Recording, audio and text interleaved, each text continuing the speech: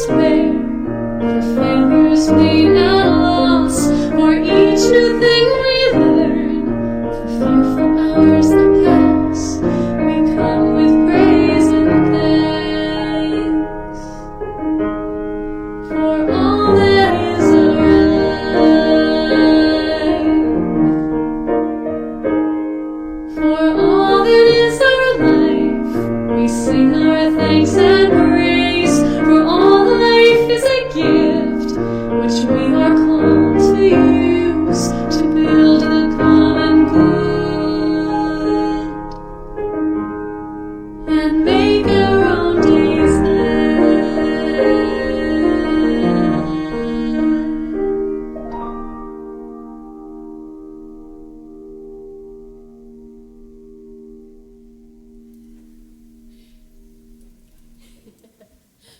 Well, good morning, everyone. It's a beautiful prelude song. We welcome our friends gathered in the sanctuary on Zoom and later on our YouTube channel. It's good to be together again. Welcome to the Unitarian Universalist Fellowship of Franklin, to the Smoky Mountains of Western North Carolina and Northeast Georgia, and the ancestral land of the Cherokee people. We are a lay-led congregation of progressive minds and caring connections. My name is Jude Lowry, and I am so pleased to be able to be your service leader today for this service.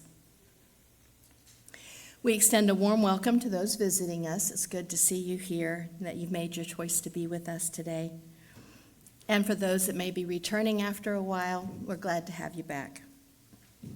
We're so glad that you visitors are with us, and we look forward to getting to know you better later at coffee hour if you can join us. There will be an opportunity to introduce yourselves later if you'd like to, no pressure. And there is a guest book out in the foyer if you'd like to sign in there so that we can get your information and keep in touch with you. That would be great. As we gather each Sunday, we take a moment to greet each other on Zoom and in the sanctuary. We're affectionately known as the Zoomies and the Roomies.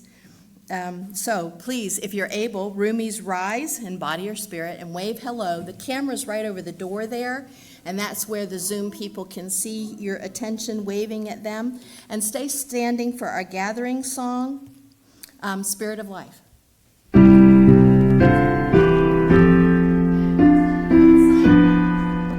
Don't know yet, so just watch and you'll get the signs.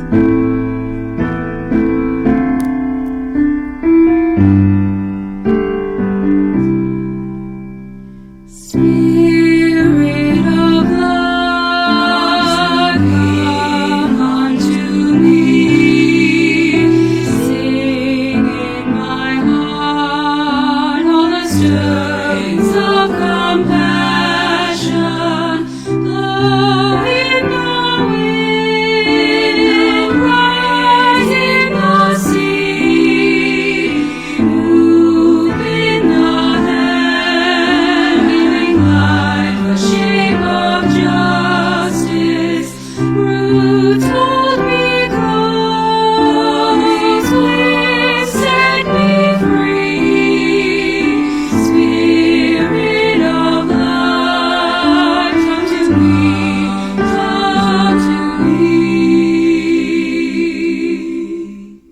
Thank you. We've learned this. I think I can look around and say we have learned the sign language version. We've been working on the Spanish version. Not quite as proficient, but we're working on it. And that's all part of our efforts, our token, to try to make everyone feel welcome, no matter how they need to communicate. So there we go. And how many pairs of glasses they need to have with them. It's a simple act of connection, and despite our distance, it demonstrates that we do have a love and love being part of this community. So now's the time for church-related announcements. I haven't been given any. Does anyone have a church-related announcement on Zoom, perhaps? So we do want to thank and appreciate Warren, Ben, Edgar, and Penny on Zoom, and Claire for our YouTube work, and all the volunteers that make the fellowship happen. I mean, Jeff was out there sweeping leaves this morning, and Dana and Karen for setting up downstairs for our hospitality later. And I do want to make you aware, I work out at Cherokee Hospital, so we see the emergency room reports, and that's all it takes anecdotally to know people are getting sick this time of year, and look around and see those that are not with us because they have some kind of respiratory-borne illness. So we ask that be aware, with the cooler temperatures and drier air, people are bound to have some seasonal viruses and things going through. We encourage everyone to get vaccinated. And if you don't feel well, it's okay. Join us on Zoom. There are some things that sharing is not caring about. Our fellowship is a light for liberal religion in the mountains and values diversity and the richness that it brings to our community. Our celebration of diversity is reflected in the variety of Sunday services that we offer. In addition to different topics, our service sequence and length sometimes varies. We hope today's service enriches your journey of discovery and that we don't vary too far from being finished at noon. This morning we celebrate Unitarian Universalism as a living tradition which draws from many sources, including wisdom from the world's religions, which inspires us in our ethical and spiritual life. This Sunday, we bring together two spiritual traditions, Buddhism and Unitarian Universalism, to explore the question that matters in every moment of our lives. We're delighted to welcome our own Mary Teslow with a message titled, Intention, the Seeds We Plant Within. For our chalice lighting, we light this chalice. It's a symbol of hope and community, of the light we kindle together. In this moment, we gather with intention. We gather to explore what it means to live with awareness, with purpose, with integrity. The flame before us represents not just warmth and illumination, but also the spark within each of us, the capacity to examine our lives, to grow, to choose who we wish to become.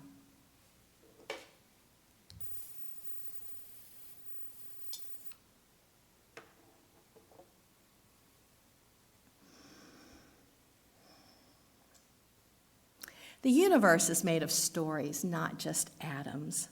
That's from Muriel Rukeyser. I hope I'm saying her name right. Every story begins with intention. Every life unfolds the seeds we plant, often without knowing we are planting them. This morning, we gather to examine the intentions we carry, named and unnamed, and to consider what stories they are writing into the world. Our opening song is When Our Heart is in a Holy Place. And even though it's on video, you guys feel free to sing along. The words might even be on the screen, but if not, we make a joyful noise this morning. That will be followed by a story for all ages. I'm sorry, I just trying to be smooth and I botch it up every time. It's going to be followed by a story for all ages, a garden of good intentions. Robbie is going to help us with that story for all ages.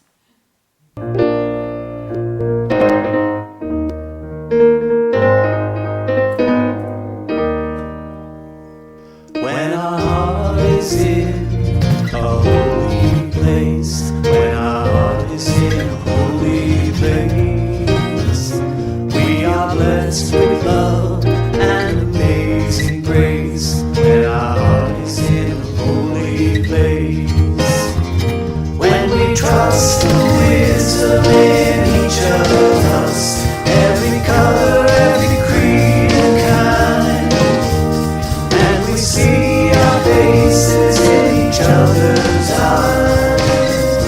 When our heart is in a holy place, when our heart is in a holy place, when our heart is in a holy place, we are blessed with love and amazing grace. When our heart is in a holy place, when we tell our story from deep inside, and we listen with a loving mind, and we hear our voices in each other's words, then our heart is in a holy place.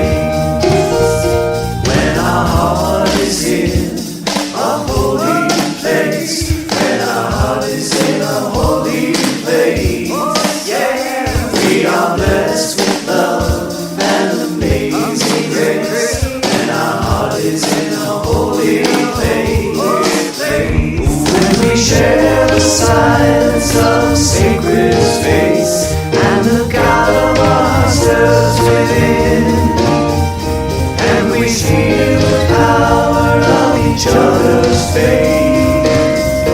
Then our heart is in a holy place. Then our heart is in a holy place. Then our heart is in a holy place.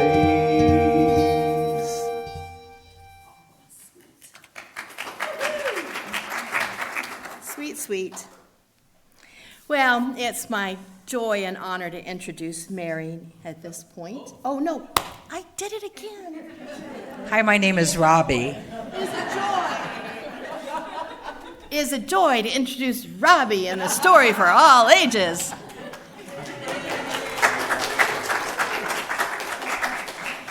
So the story for all ages is for all ages, and I was hoping our two new little kids would be here, but Liam is here, and anybody else that's a child at heart may come up and sit in front of me. Liam, would you come sit with me? Sarah is here without the children. They're downstairs. Okay, well, this is for them. Do you want me to get them? Yeah. Okay. Okay, sorry. We just threw a surprise at you. Once in a while, toss it up. My prior congregation, we did have a lot of kids regularly, and the story for all ages was almost every service. And as we grow, I think it's important to include it. And this is a great story. And Liam's probably going to figure it out pretty quickly because he's a smart, he's a sharp guy. So we'll wait for August and Jubilee to come upstairs, and then we will tell our story. Here they come. We used to sing the children out. They would stay until after this portion of the service, and then we'd sing them out. We might get back to that if we start having some more. As we grow, perhaps we will. Hi, guys. Want to come up here and listen to a story with me, August? Come on up. Sarah, you can come with her. Come on, sweetie. There we go.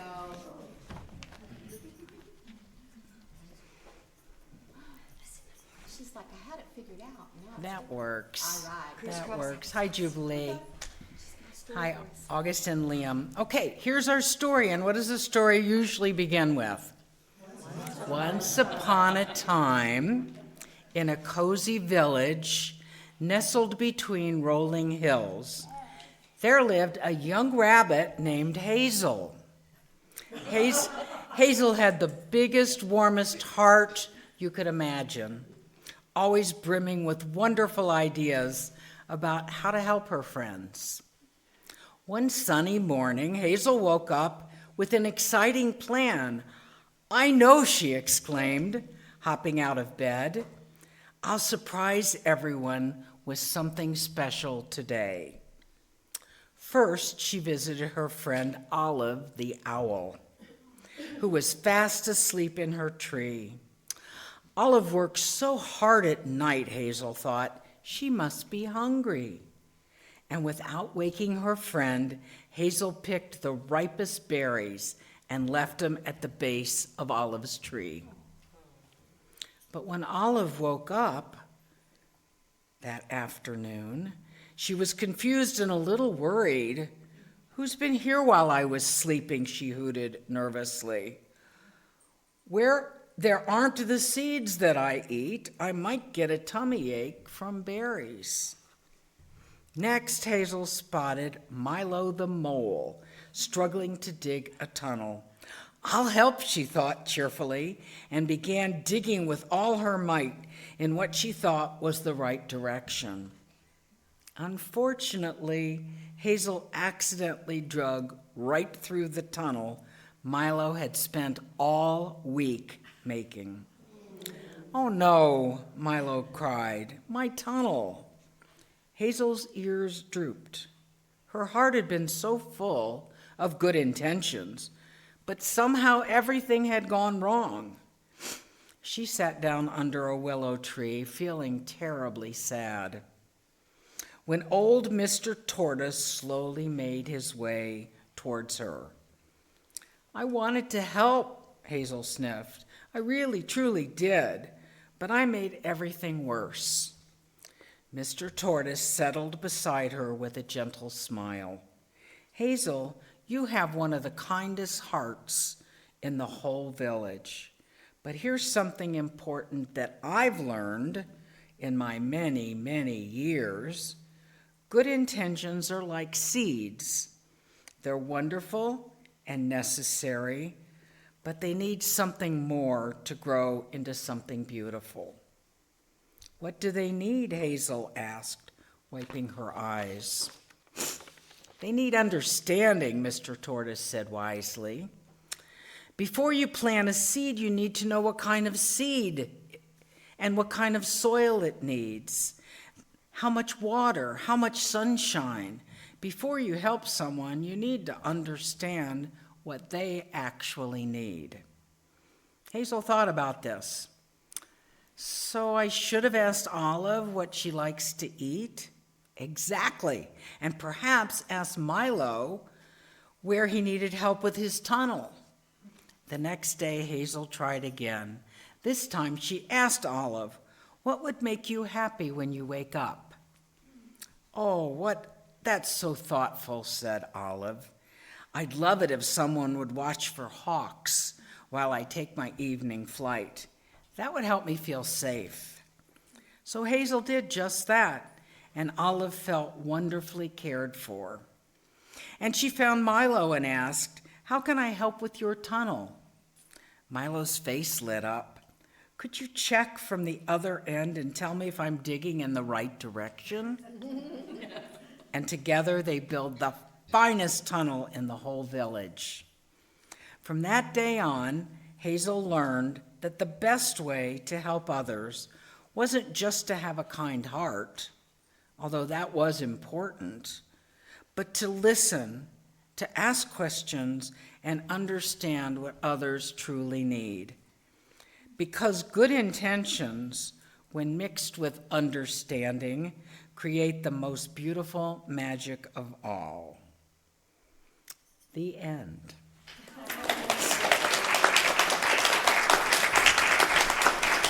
Thank you guys for being here.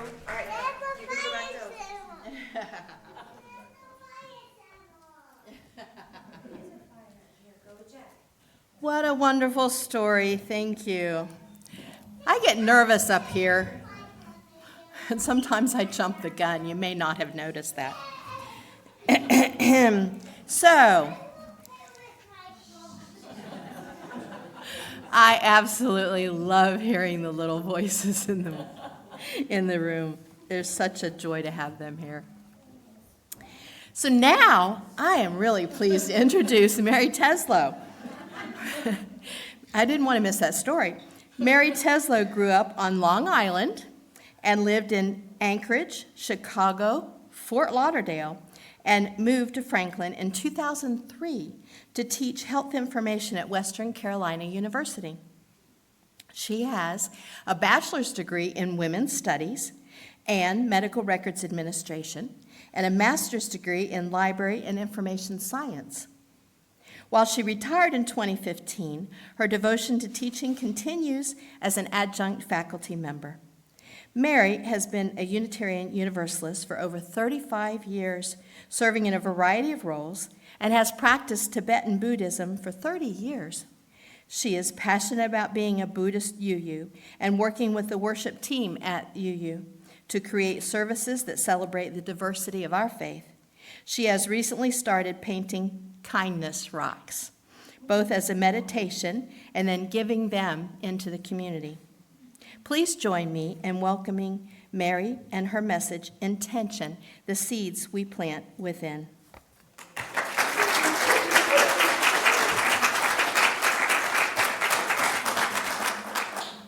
Good morning, friends. Yay. I want to begin with a simple question. Why are you here today? Not where are you, but why? What brought you through that door? What intention guided your steps? Did you come seeking connection, comfort, challenge, spiritual nourishment? Perhaps you're still discovering why you came. This morning, I want to explore something that sits at the very heart of both Unitarian Universalism and Buddhism, two traditions that may seem worlds apart, but share a profound insight. Our intentions shape not just what we do, but who we become. Let me start with Buddhism, which offers us a particularly precise teaching about intention. The Buddha made this revolutionary statement: intention, monks, is what I call karma, and it fundamentally redefines what we think of as action. Think about what this means. The Buddha is saying that intention is karma, not that intention leads to karma, not that it influences karma, but that it is karma itself. Your intention is already acting. Before you speak a word, before you lift a finger, your intention, your deepest purpose in a moment, has already set something in motion, both spiritually and psychologically. It's the seed before the plant.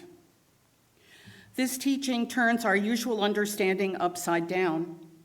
We typically think karma is about external actions and their consequences. If I harm someone, bad karma. If I help someone, good karma. But the Buddha is pointing to something far more subtle and profound. It's not about what you do, it's about why you do it. To repeat, it's not about what you do, but why you do it. The Buddha didn't ask us to follow arbitrary rules. Instead, he invited us to examine our intentions honestly. Buddhist teachers often invite us to pause and ask, what is my intention right now? Not tomorrow, not some grand project, right now. What is motivating my next breath, my next word, my spiritual practice? When I sit down to have a difficult conversation, am I coming from a place to be heard, of wanting to be heard, or wanting to truly listen? Am I acting from love or from fear, from compassion or judgment? This radical honesty about intention is Buddhist practice at its core. It's meditation made practical. Here's a story from the Buddhist tradition about 3 monks standing beside a river. Once upon a time, good start to a story, 3 monks were walking together on pilgrimage. They'd been traveling for many days, step by mindful step. By midday, they came to a wide river. The water ran deep and fast, sparkling under the sun, and there at the edge of the bank stood a young woman weeping. I must cross, she said, but the current's so strong, I'll be swept away. Now, these monks had taken vows of discipline, strict rules meant to keep their minds clear and hearts unattached. One such rule was not to touch women so as to avoid the snare of desire or misunderstanding. The first monk saw the woman and turned his eyes away. It's not my place to interfere, he thought. She must find her own way. And without another word, he crossed the river using the stones near the bank. The second monk looked at her and hesitated. He wanted to help, but fear rose in his chest. Fear of breaking his vows, fear of what others might think. So he said softly, I'm sorry, I cannot, and followed the first monk across. The third monk looked at the woman, really looked at her. He saw not a danger, not a rule to be broken, but a human being in need.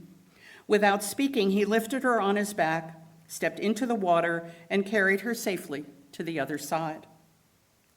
When they reached the far bank, he set her down gently. She bowed in gratitude, and he nodded and smiled, and the monks continued on their way.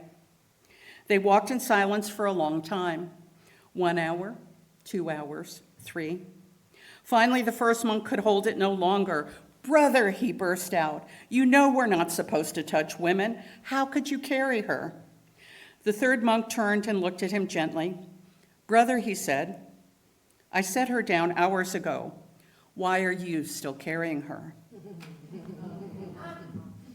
This is a beloved story, partly because it's short and memorable, but mostly because it says something essential about the Buddhist path, the difference between our actions and our intentions that give them life. All three monks met the same woman. All three faced the same situation, yet each monk's intention was entirely different. The first monk's intention was rules. His mind was fixed on right and wrong, pure and impure. He thought he was protecting his spirit, but really he was protecting his ego, his self-image as a good monk. The second monk's intention was confusion. He wanted to help, but he was caught between fear and compassion, torn between the letter of the rule and the spirit of love. And the third monk's intention was compassion. He saw the woman suffering and responded without hesitation, without self-interest. That story reminds us that the heart of practice is not the rules we follow, but in the intention behind them.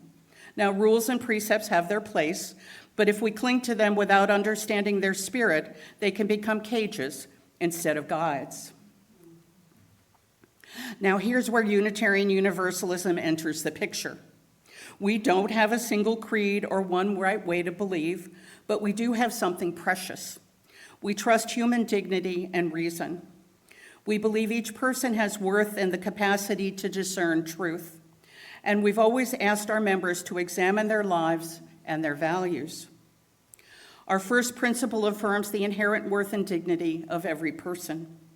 Do you hear the intention in that? We're saying that how we treat people matters. Why we treat them that way also matters.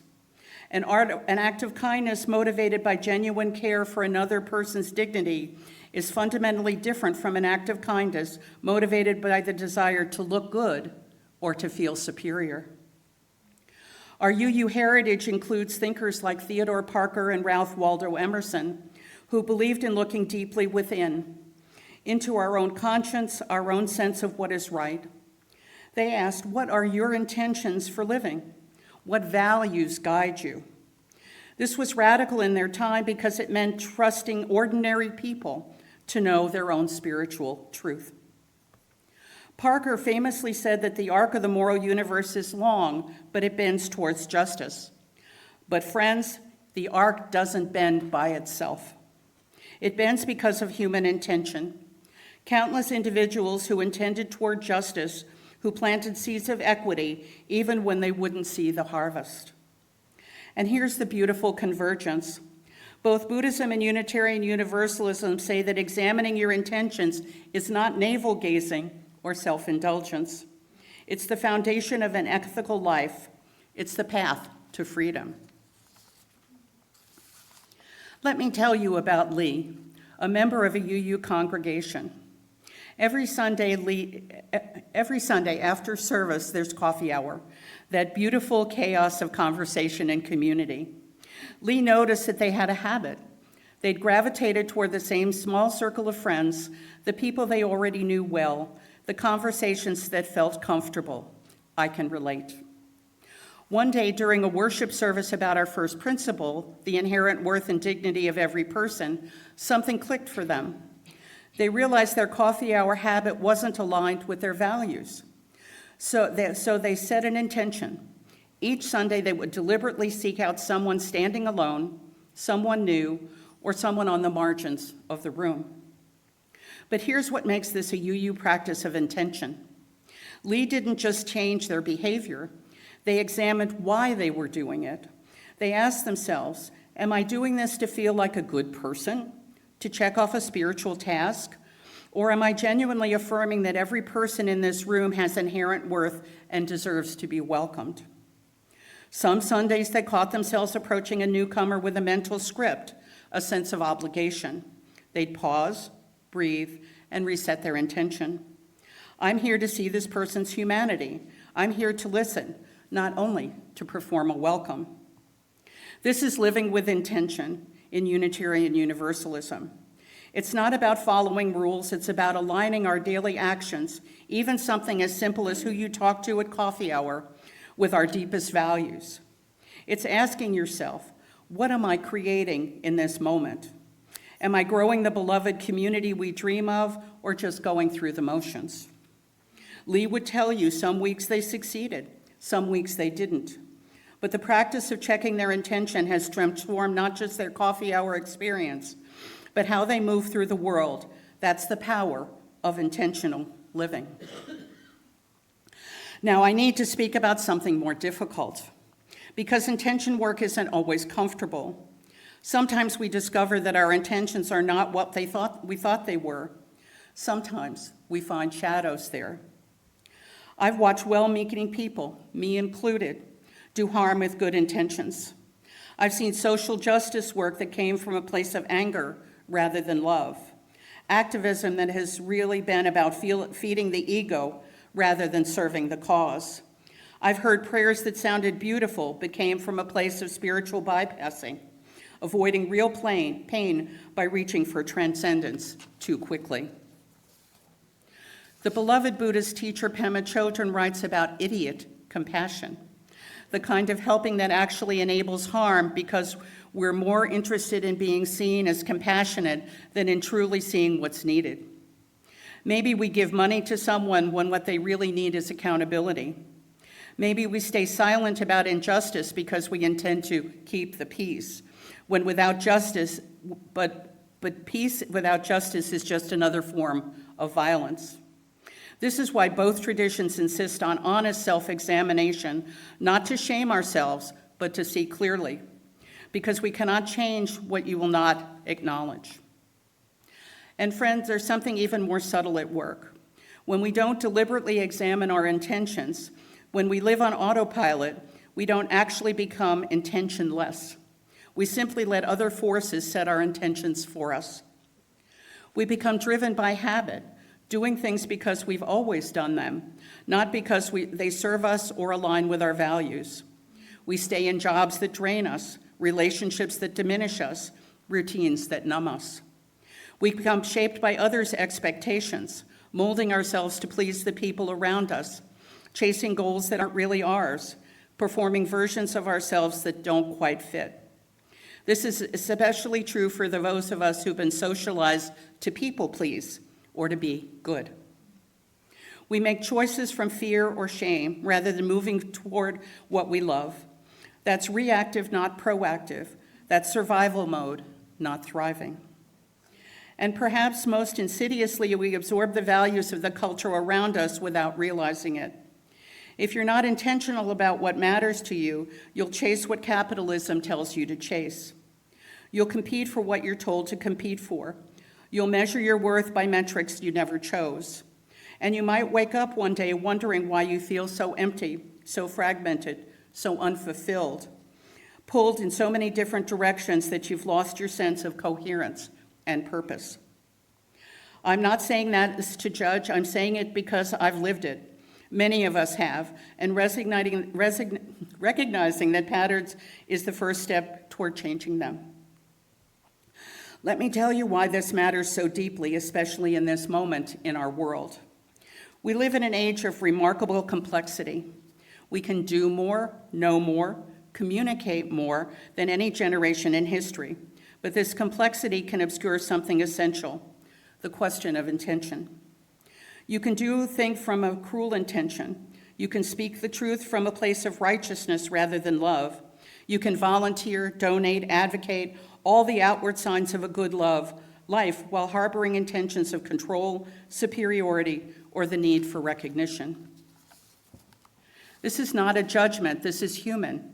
We all contain multitudes. We will sometimes act from mixed motives, but the traditions we're holding today ask us to notice, to look honestly at our intention. And here's what's liberating about this. When you change your intention, you change everything, not gradually, right now. If you're sitting with someone and your intention shifts from, I want to prove my point, to I want to understand them, the entire conversation transforms. The words might be the same, but the energy completely changes. You feel it, and they feel it. This is what the Buddha called right intention, one of the elements of the Eightfold Path. It's not moralistic, it's practical wisdom. Right intention is intentions aligned with compassion and understanding, with the recognition that all beings want to flourish just as you do. Think about our current political climate. How much of our discourse is driven by the intention to win rather than the intention to understand, to be right rather than to be in relationship. Imagine what might shift if we approach difficult conversations with a conscious intention. I want to understand how this person came to see things this way, rather than I need to change their mind or I need to prove them wrong. I'm not suggesting we abandon our values or our convictions. I'm suggesting we examine the intention behind how we hold them. Are we approaching from love or from fear? From openness or from defensiveness? From curiosity or from certainty? The quality of our intention determines the quality of our engagement. And friends, our world desperately needs better quality engagement. Both traditions use agricultural metaphors for this reason. You plant seeds, literally if you're in Buddhist cultures where agriculture shaped daily life, spiritually if you're looking at the metaphor. Your intentions are seeds. You plant them every day, every moment. Some grow into flowers, some grow into weeds, and some grow slowly and visibly underground before you ever see the fruit. The Unitarian Universalist unofficial poet laureate Mary Oliver asks, "Tell me, what is it you plan to do with your one wild, precious life?" This is a question about intention. What seeds are you planting with your time, your words, your presence, your choices? A Buddhist teacher asks, what intention are you watering today? Both are asking, are you aware? Are you conscious about what you're tending? Because you are cultivating something every day with every choice. Your intentions are seeds. They're growing the garden you're becoming. And here's something beautiful. We don't need to see the whole garden to plant good seeds. You don't need to know exactly how everything will turn out. You just need to be faithful to the planting, to keep setting good intentions even when you can't see the immediate results. I think about the abolitionists, the suffragists, the civil rights workers who set intentions toward justice and never lived to see the full fruition of their work. They planted seeds they would never harvest, but those seeds grew. Their intentions kept growing season after season, tended by new hands. Your intentions matter not just for your own life, but for the lives that will come after yours. Are you planting gardens you are planting gardens others will walk through? What do you want them to find there?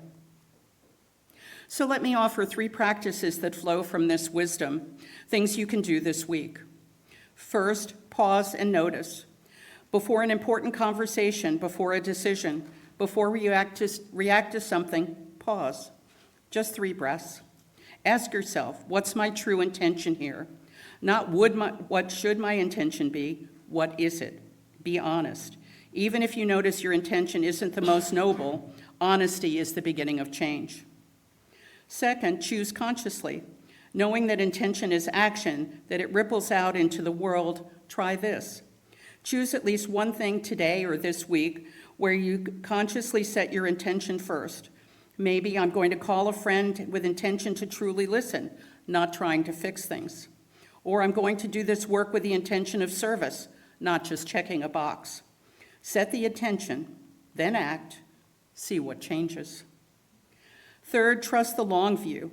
Some of your intentions won't bear fruit this week or this year, but in the Buddhist understanding, our intentions shape not just this life, but the continuity of who we are. And in the UU view, our intentions contribute to a better world, even if we don't see the full results. Plant good seeds. Trust that it matters. My friends, living with intention is not a one-time event. It's an ongoing practice. It is the conscious daily act of choosing to inhabit our lives and to align our actions with our deepest values. We gathered this morning with intentions. Perhaps you didn't name them, but they brought you here. Maybe you came hoping to hear something that would help you make sense of your life. Maybe you came to be part of something larger than yourself. Maybe you came because this community matters to you. These are good intentions. Keep cultivating them. The Buddha taught that everything in the world begins with intention. Unitarian Universalism teach that we each have the responsibility and the capacity to shape our own ethical lives. Together, they offer us an invitation. Become conscious, become deliberate, become aware of the seeds you're planting. Not out of shame, but out of love, for yourself, for others, for this world that's entrusted to our care. May we leave this place with renewed awareness of our intention. They are, in the deepest sense, who we are becoming.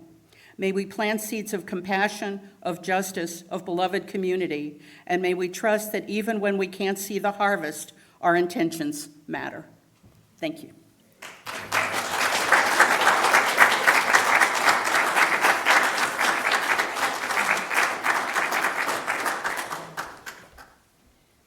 Mary, thank you so much for sharing that with us.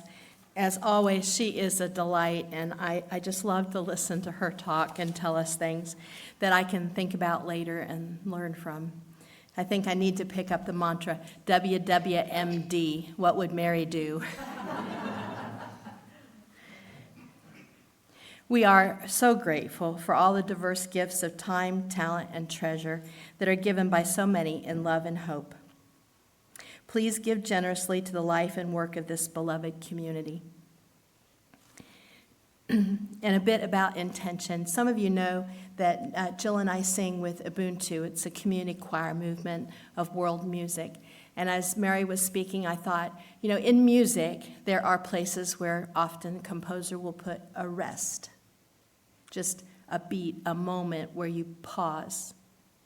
And that always makes the lyric behind it more meaningful.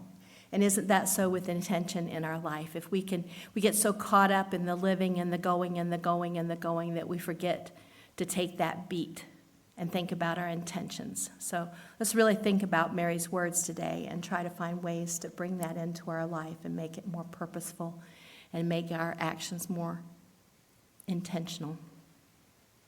So now please join me in the dedication of our gifts, and we have a slide for that. Gifts given in love and hope continue a cycle of love and hope. So may it be. There are many ways to give. There is a bowl at the back where you can put your contributions. You can do it through PayPal. There's a celebration jar here. You can contribute to coffee hour downstairs.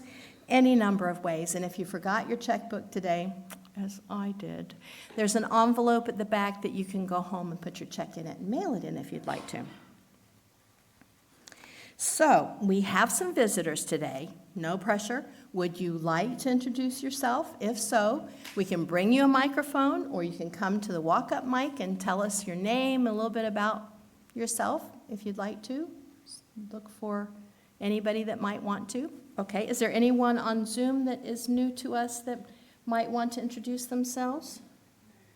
See if I can see the names. Looks like we know everyone there. Okay. Well, there is an here we go. Now it's time for Joys and Concerns. Before I kick that off, I just feel inspired or kicked to give y'all a little bit of an update. Our board has been seated since June, and I just want to give you a highlight of a few of the things that have transpired very quickly. You may have noticed the building coming up today. The railing and the deck has been repaired that was rotted through. The building has been pressure washed. Did you notice how bright and beautiful it looked? Like it was a fresh paint job, didn't it? Woo! The memorial plaque downstairs has been updated with the names and dates of those that have passed from our fellowship. We are making big steps toward having a banner for the UU Fellowship that mirrors our orange-yellow T-shirts to have at different festivals that we might be at or parades that we might go into. So we're working on that banner. There are other banners in our life that we also have coming along on a back burner. We have, and I say we because individuals took responsibility for each one of these projects. And I'm not going to name them because we function together in harmony as a board with one purpose, and that's to serve the fellowship. But believe me, when I say we, it wasn't me, it was each individual on the board took leadership on these different projects. Lights in the parking lots against the car-eating trees. I've had close encounters of the automotive kind before myself, so value those lights that we can have evening activities here now a little bit more safely. So those are just the highlights. There are more things that have happened in the background and more things that are underway, but that's some of the things that the board has worked on in the time they've been seated. So a big thank you to all of them. Now, our own little tradition of joys and concerns, and Claire does edit these out, so none of this personal information goes onto our YouTube channel.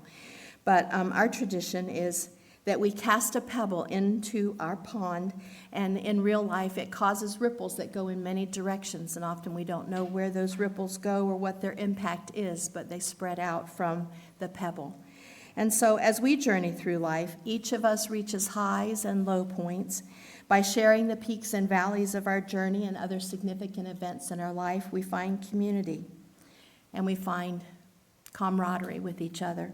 So I will drop a pebble. If you have a brief joy or concern that you'd like to share, I'll drop a pebble in the water symbolic of that. And we will begin with those on Zoom, and then when they've been able to say their joys and concerns, we'll ask those in the sanctuary to kind of make a cue over here by the piano to move things along. We know that you carry joys and concerns in your hearts, and if you're not comfortable sharing them today, we send out positive energy to those in need and hope that you find the things that will make your journey easier. So I'll cast a last pebble to acknowledge all those joys and concerns, whether spoken or held in your heart.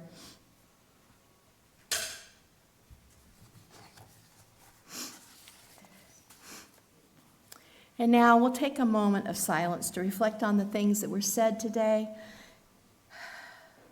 You may choose to meditate, to pray, or simply sit silently in community with others.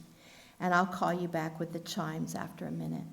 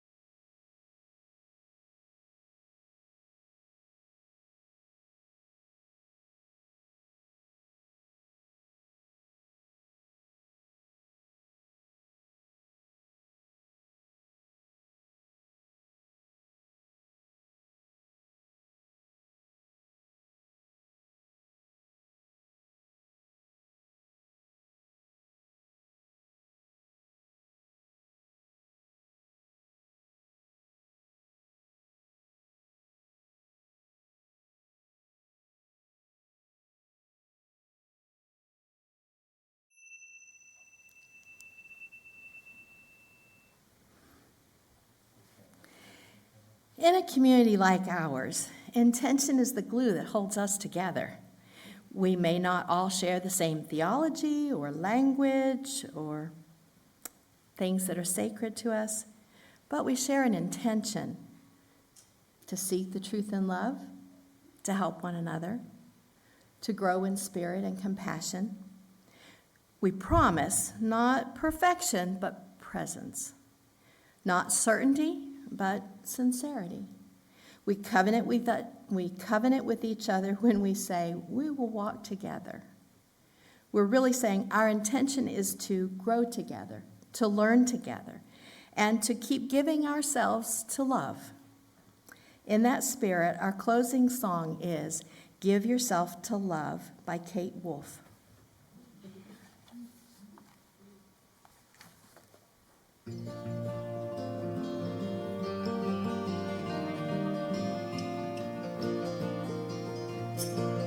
Kind friends all gathered around. There's something I would say, but what brings us together here has blessed us all today. Love has made a circle that holds us all inside. For strangers are as our family, loneliness is. You must give yourself to love. If love is what you're after, Open up your hearts to the tears and laughter and give yourself to love. Give yourself to love.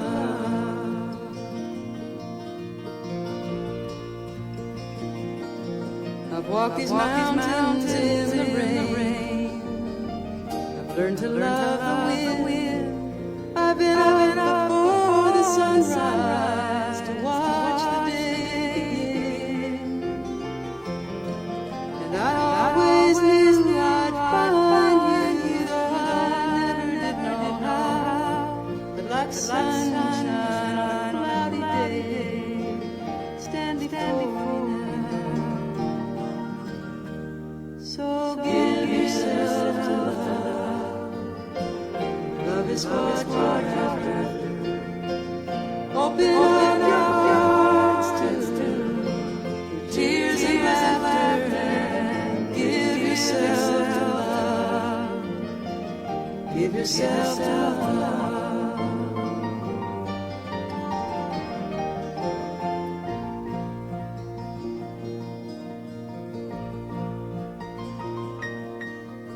Love is born in fire. It's planted like a seed. Love can't give you everything, but it gives you what you need. And love comes when you are ready, and love comes when you're afraid.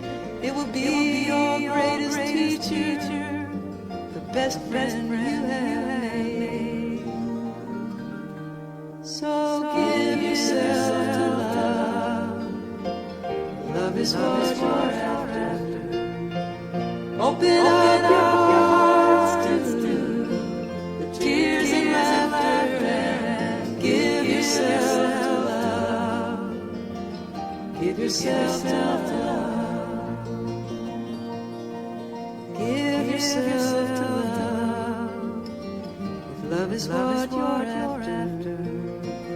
Open up your hearts to the tears and laughter and give yourself to love. Give yourself to love.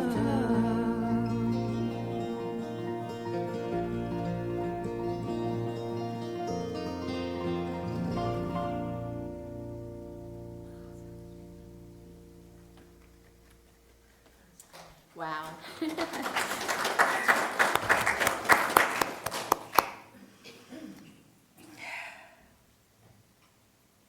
To extinguish the chalice, we extinguish this flame, but the light we've kindled here together in our hearts and our intentions continues. As you leave the sanctuary, you carry with you the reminder that your intentions matter, that you matter, that the seeds you plant take root and grow in ways you may never fully see, branching into unexpected places, bearing fruit in distant seasons.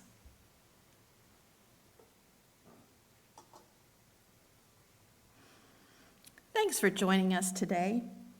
We know you have many options on Sunday that you could do, but we're glad you decided to spend your Sunday morning with us, and we're deeply, deeply grateful for the community you're helping to build here. Following the service, those on Zoom are invited to continue the conversation. Mary will stop by the tech table to join you for a moment. Those in the sanctuary are invited downstairs to Celebration Hall, where we have some treats and coffee and tea and things, and can enjoy the conversation there. Visitors, some of our more extroverted friends will identify themselves with a red coffee cup. So if you don't know who to talk to, look around for a red coffee cup. They're always glad to gab. So next week, we welcome back Billy Jonas with message and music titled, Any Storm in a Port, the Gift of Chaos. Sounds interesting, doesn't it? So please rise if you are able in body or spirit, and those in the sanctuary may choose to hold hands while we do our covenant. We're going to join together in spirit as we recite our closing covenant. We'll join up here, I guess. Are we ready? We have our amoeba going. We're gonna. All right, this'll work. It'll work. So the slide is up. If you can see it, if you can't, I've learned if you just go watermelon, watermelon, watermelon, you look like a pro. So, love is the spirit of this fellowship, and community is its goal. This is our great covenant, to dwell together in peace, to seek the truth in love, and to help one another. So may it be. Oh, you are fabulous. Thank you.